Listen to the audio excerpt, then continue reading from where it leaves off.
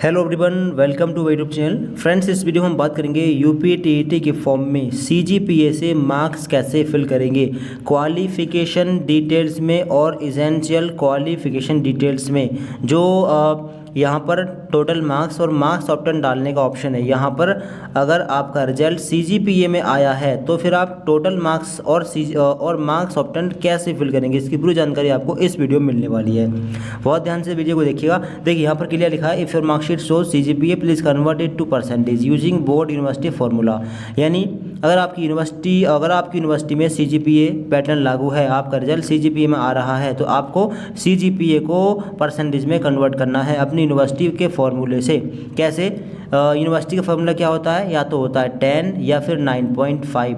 यानी सीजीपीए को या तो 10 से मल्टीप्लाई करते हैं या फिर 9.5 से मल्टीप्लाई करते हैं। कुछ यूनिवर्सिटी में 10 से और कुछ यूनिवर्सिटी में 9.5 से मल्टीप्लाई करते हैं। बात करें कुछ स्पेसिफिक यूनिवर्सिटी की, एमजेपीआरयू के अंदर 10 से मल्टीप्लाई होती है, सीसीएस यूनिवर्सिटी मेरठ के अंदर 9.5 से मल्टीप्लाई होती है सीजीपीए में।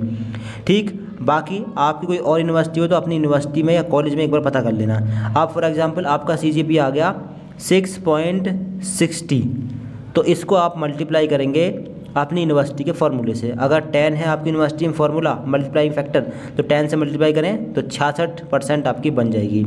अब टोटल मार्क्स कैसे फिल करेंगे? तो टोटल मार्क्स के लिए भी यहाँ पर दिया है, consider number of subjects into 100।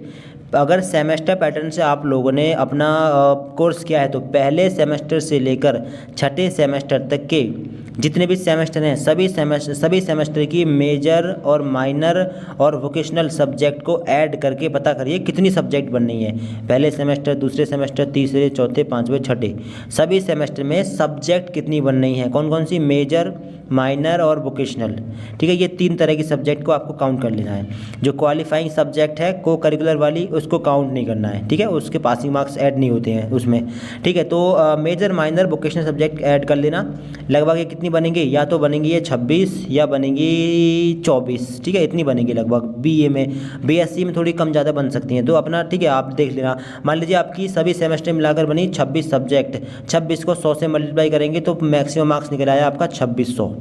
ठीक है, टोटल मार्क्स आपका आ गया 2600। अब परसेंटेज कितनी निकल रही है आपकी? परसेंटेज बन रही है आपकी 66%। तो अब मार्क्स कितने बनेंगे, इसके लिए कैलकुलेटर का तुरंत इस्तेमाल करिएगा।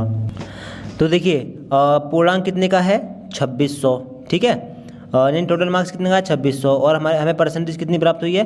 परसेंटेज हमको मिली है 66, तो गुणा लगाएंगे, 66 लिखेंगे और ये जो आपको परसेंटेज का साइन दिख रहा है इस पर क्लिक करेंगे।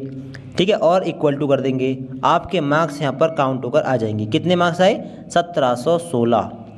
ठीक है, तो परसेंटेज से अगर मार्क्स निकालने हो तो टोटल मार्क्स को पहले मल्टीप्लाई करें अपनी परसेंटेज से, इसके बाद में ये जो आपको परसेंटेज वाला साइन दिख रहा है इस पर क्लिक कर दें, आपके मार्क्स काउंट होकर आ जाएंगे। फॉर एग्जांपल एक और दिखाते हैं। आपकी यूनिवर्सिटी मान लीजिए 2400 का पूर्णांक है और आपको परसेंटेज प्राप्त हुई है 72 और आपको मार्क्स पता करने हैं। ठीक है, तो मल्टीप्लाई 72 करें, इसके बाद में ये जो आपको डिवाइड का साइन दिख रहा है, सॉरी परसेंटेज का साइन दिख रहा है, इस परसेंटेज के साइन पर क्लिक कर देना। इसके बाद में इक्वल टू पे क्लिक कर देना। इसके बाद में आपके नंबर यहाँ पर आपको शो हो जाएंगे। इतने हैं आपके ऑब्टेन्ड मार्क्स। तो ऑब्टेन्ड मार्क्स में ये वाले नंबर डाल देना और टोटल मार्क्स में आपके नंबर ऑफ सब्जेक्ट के मार्क्स डाल देना। अब थोड़ा सा बताते हैं कि सब्जेक्ट कैसे गिननी है, कितनी सब्जेक्ट है आपके पास। तो एक एग्जांपल के तौर पर हमने एक सेमेस्टर का यहाँ पर रिजल्ट लिया है ऑनलाइन वाला। यहाँ पर देख लीजिए, ये रही मेजर सब्जेक्ट 1, ये रही मेजर सब्जेक्ट 2, 3, 4। ठीक है, और एक ये रहा आपका 5। ठीक है, नहीं ये रहा आपका प्रोजेक्ट वाला 5। ठीक है, इसको आप छोड़ देना। माइनर प्रोजेक्ट के नंबर भी काउंट होते हैं छठे सेमेस्टर में, तो इसको भी काउंट कर लेना। ठीक है, कितने सब्जेक्ट हो यहाँ पर छठे सेमेस्टर में? 1 2 3 4 5, 5 सब्जेक्ट हो गई छठे सेमेस्टर में। इसी तरीके से अपने पहले सेमेस्टर से लेकर छठे सेमेस्टर तक एक एक सब्जेक्ट के major subject, minor subject, vocational subject, तीनों को काउंट कर लेना, तीनों तरह की सब्जेक्ट को। ये जो आपको दिख रही है को करिकुलर सब्जेक्ट, इसको काउंट मत करना। इसके मार्क्स टोटल मार्क्स में नहीं जुड़ते हैं, ठीक है। लेकिन जो प्रोजेक्ट है फाइनल सेमेस्टर में प्रोजेक्ट के मार्क्स टोटल मार्क्स में जुड़ते हैं, तो प्रोजेक्ट को काउंट कर लेना। इस प्रकार से अपनी सब्जेक्ट निकाल देना। सब्जेक्ट लगभग 26 या 24 बैठ सकती हैं, ठीक है, आपके कोर्स के पर डिपेंड करता है। बीए होगा तो 26 से 27 बैठेंगे, अपने एक बार देख लेना, ठीक है, सब्जेक्ट हिसाब से, क्योंकि सब कुछ सब्जेक्ट ऐसी जिनके पेपर ज़्यादा होते हैं तो कुछ कम ज़्यादा हो सकती हैं। अगर 26 सब्जेक्ट बैठी तो 26 को जब 100 से मल्टीप्लाई करेंगे तो आप तो कितना मैक्सिमम मार्क्स आएगा 2600, तो ये निकल जाएगा आपका टोटल मार्क्स। और टोटल मार्क्स से परसेंटेज कैसे निकालना है वो आपको बता ही दिया, तो आप वहाँ पर फिल कर देंगे।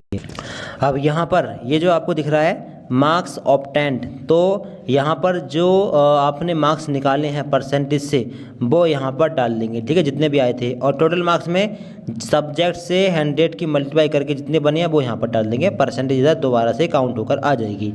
तो परसेंटेज से CGPA से आप यहाँ पर टोटल मार्क्स और मार्क्स ऑब्टेंड इस प्रकार से भर सकते हैं। कोई भी दिक्कत आ रही है कमेंट बॉक्स में आप लोग हमसे पूछ सकते हैं। अगर कोई फॉर्म में गलती हो गई है तो करेक्शन का मौका मिलेगा। जी हाँ, करेक्शन का मौका आपको मिलेगा, करेक्शन की भी पूरी जानकारी मिलेगी। चैनल को फौरन सब्सक्राइब कर देना, अपने फ्रेंड्स को इस वीडियो को शेयर जरूर कर देना। कुछ भी आपको जानना हो कमेंट कर सकते हैं। Thanks for watching this video.